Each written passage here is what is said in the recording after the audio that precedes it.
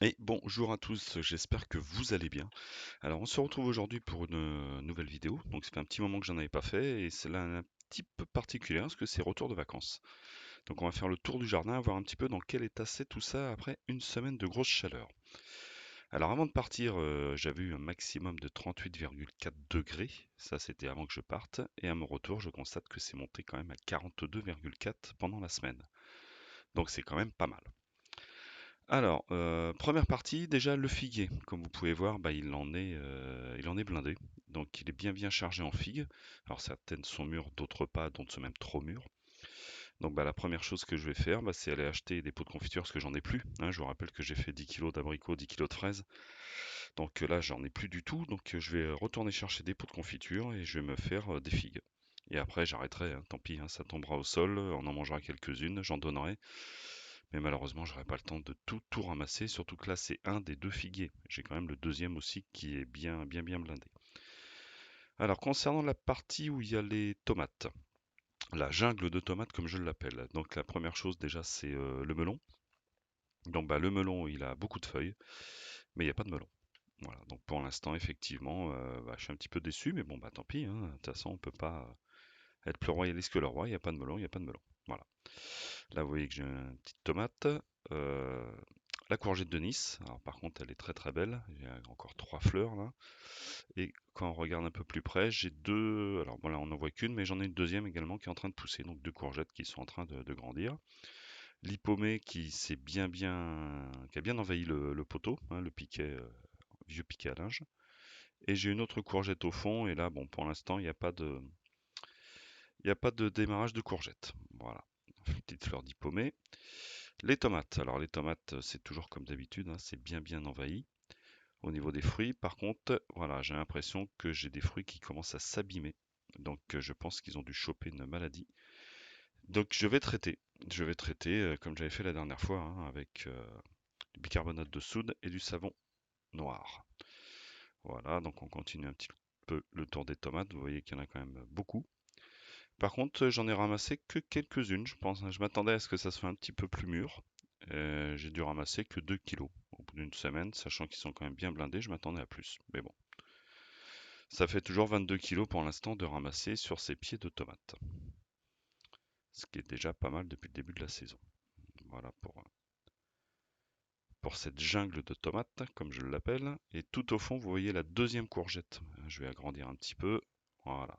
Donc là, c'est la deuxième courgette qui a bien envahi le côté du mur, mais pour l'instant qui est un peu trop timide. Donc je pense que ouais, j'ai pas assez d'abeilles qui sont venues polliniser, à mon avis. Bon, voilà. La partie piscine, donc bah, des blettes, le maïs. Donc, vous voyez, il a eu chaud par contre pendant mon absence. Toute cette partie-là, vous allez voir le long de la piscine a eu quand même très très chaud. Donc c'est pas très rentable. Bon, il y a le melon qui a continué à grossir, donc ça, il n'y a pas de souci. Au niveau de serre courgette, rien, pas un seul fruit. Les betteraves qui continuent à pousser. Alors ça, c'est pareil, les betteraves, je ne sais pas quand est-ce que je dois les arracher. Voilà, donc si vous avez des avis, surtout n'hésitez pas. Tous les conseils sont bons à prendre et je suis très preneur. Voilà, les œillets d'Inde qui poussent bien, un petit pied de tomate aussi. L'autre courgette, donc bah là j'avais déjà ramassé deux fruits dessus, mais bon pour l'instant il n'y a rien de plus. Voilà, toujours les betteraves.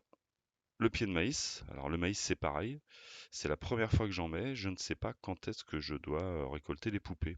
Donc bah, je suis preneur également, si vous avez des signes extérieurs qui font que c'est le moment de ramasser, bah, n'hésitez pas à me partager vos conseils.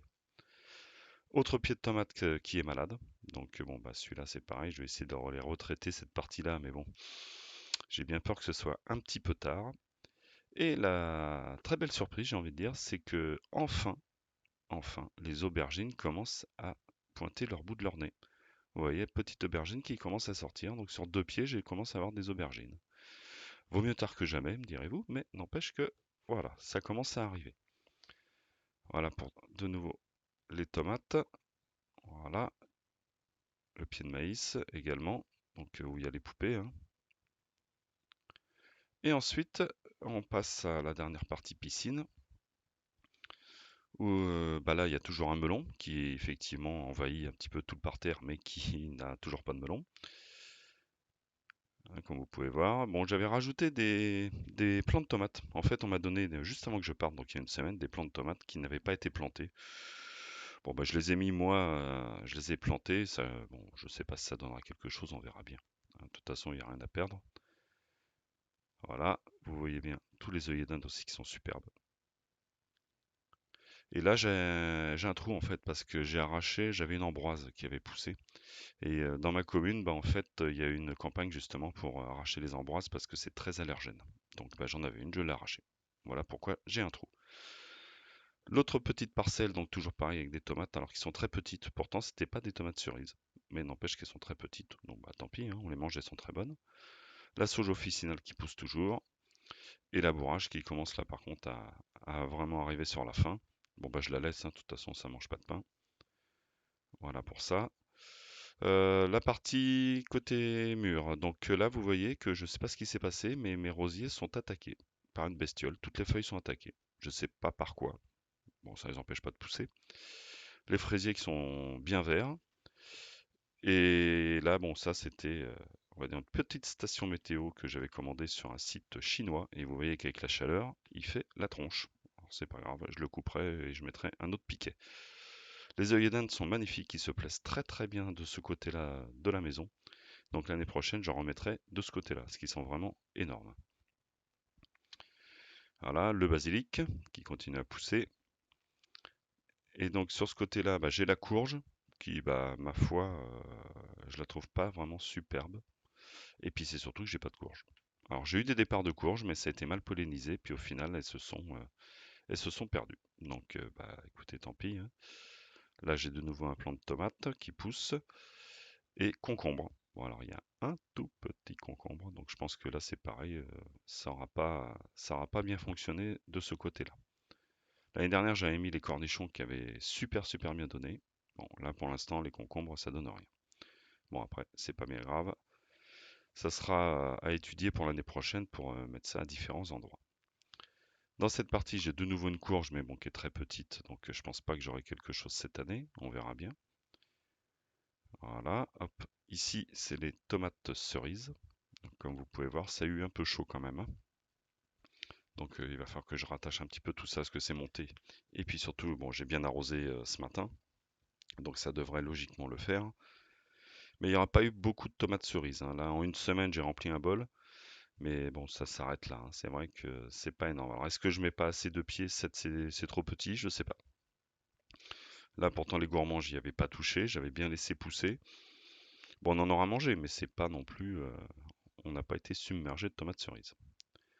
Voilà pour ça, le pied de maïs qui pousse lui également. Donc on commence à avoir des poupées. Elles sont petites, mais bon, ça va.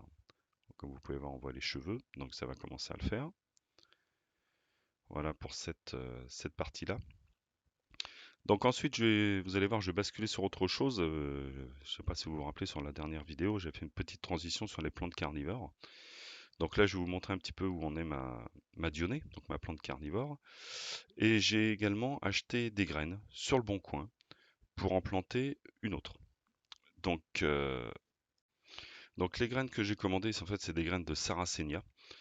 Donc bah, je vais la mettre dans le deuxième pot. Donc ça, en fait, ce que vous voyez actuellement à l'écran, c'est ce que j'ai fait avant de partir en vacances. Hein, et puis je vais vous montrer justement ce que ça a donné au retour de vacances. Donc rappelez-vous, hein, la Dionée, elle avait vraiment noirci. J'avais coupé un petit peu toutes les feuilles et puis bon bah j'avais bien arrosé avec de l'eau déminéralisée. Donc là, j'ai toujours fait le mélange, hein, de tourbe et de pyrite. Voilà, et les graines que j'ai reçues, donc je vais en mettre une petite quinzaine, entre 10 et 15, que je vais bien évidemment recouvrir d'un petit peu de terreau spécial. Et je vais bien arroser, alors soit avec de l'eau déminéralisée, c'est ce qui me reste actuellement, ou de l'eau de pluie, mais malheureusement, mon réservoir de 1000 litres est vide depuis un bon moment, depuis mi-mai. Donc j'arrose avec de l'eau déminéralisée que je récupère dans le sèche-linge, bien évidemment. Alors, au retour donc de cette semaine, voilà ce que ça donne. Donc vous voyez que la Dionée, bah, elle a commencé à bien pousser, elle a commencé à grandir, elle est très belle, elle n'a pas noirci, donc je suis très content. Par contre, Sarracenia, j'ai absolument rien qui est sorti. C'est pas grave, on va patienter. Donc, eh ben, écoutez, voilà ce qui est de cette vidéo de retour de vacances. J'espère en tout cas que ça vous aura plu. N'hésitez surtout pas à liker, à vous abonner et je vous dis à bientôt sur la chaîne.